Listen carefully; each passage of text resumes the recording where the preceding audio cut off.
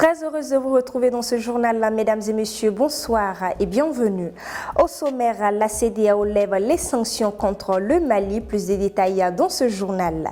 L'armée ukrainienne annonce son retrait de Lysychansk. Plus de détails dans cette édition. Je l'avais annoncé au sommaire, mesdames et messieurs, sommet de la CEDEAO, levée partielle des sanctions contre le Mali. Les dirigeants ouest-africains ont levé dimanche les sanctions contre le régime militaire malien, consentant au retour à un régime civil en mars 2024.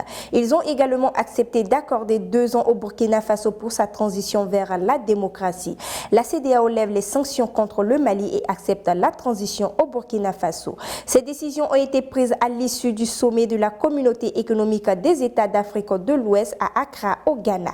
Les dirigeants du bloc ouest-africain ont donc levé dimanche les sanctions contre le régime militaire malien, consentant à un retour à un régime civil en mars 2024. Je cite, « Ils ont également décidé que les sanctions prises en termes de rappel des ambassadeurs les pays membres de la CEDEAO, cette sanction est également levée, donc les ambassadeurs pourront rentrer à Bamako, au Mali. » Fin de citation, a déclaré le président de la commission de la CEDEAO, Jean-Claude Cassibrou.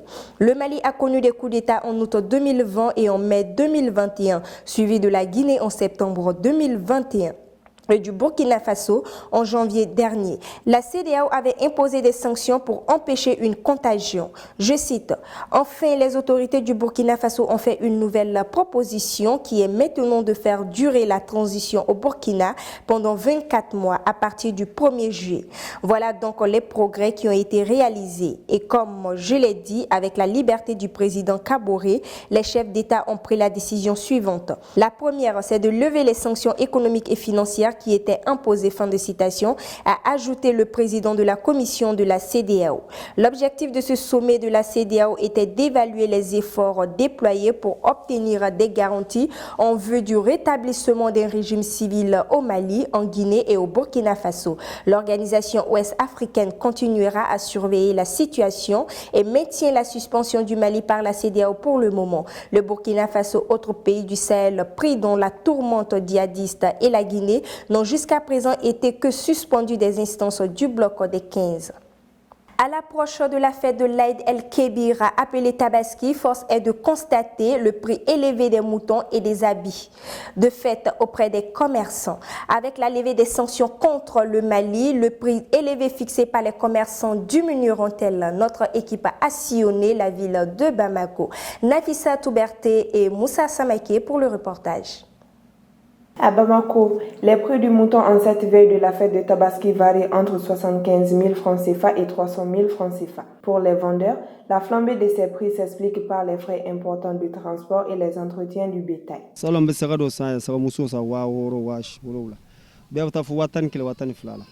Nous pouvions acheter une prébice à 40 000 francs CFA, mais maintenant c'est de 50 000 à 60 000 francs CFA. Une chèvre peut aller même jusqu'à 100 000 francs. Il n'y a pas d'embargo, c'est juste qu'il n'y a plus de bétail, c'est tout. Le gouvernement connaît les difficultés et c'est celui de l'alimentation du bétail. Malgré la levée de l'embargo, nous ne pouvons rien dire sur la baisse des prix pour le moment, car tout dépend des transporteurs et de la baisse du carburant. C'est un premier problème. Le deuxième est que, avec le souci, c'est pas tout le bétail qui arrive à destination.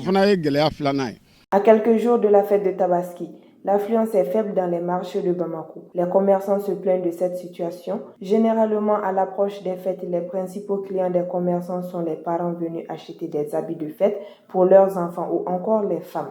Mais cette année, la situation est très morose et les inquiète au plus haut niveau. Pour le moment, nous vendons un peu. Nous sommes venus avec des articles et nous les vendons petit à petit en attendant la venue des clients en grande masse. Aujourd'hui, nous sommes à quelques jours de la fête et c'est seulement 2 jours avant celle-ci que tu sauras s'il y aura beaucoup d'achats ou pas. Mais pour le moment, ils viennent à petits pas comme toutes les autres années. C'est devenu une coutume pour nous.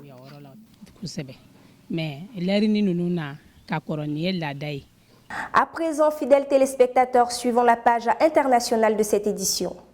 L'armée ukrainienne a annoncé dimanche que ses soldats s'étaient retirés de Lysychansk, ville clé de l'est de l'Ukraine, faisant face à un violent assaut des troupes russes depuis des semaines. Je cite, « Afin de préserver les vies des défenseurs ukrainiens, la décision a été prise de se retirer », fin de citation, de la ville, a indiqué l'état-major des forces armées ukrainiennes dans un communiqué. Je cite, « Dans les conditions d'une supériorité multiple des troupes russes en artillerie, en force aérienne, en système de lancement de missiles, en munitions et en personnel, continuer la défense de la ville aurait eu les conséquences fatales. » Fin de citation.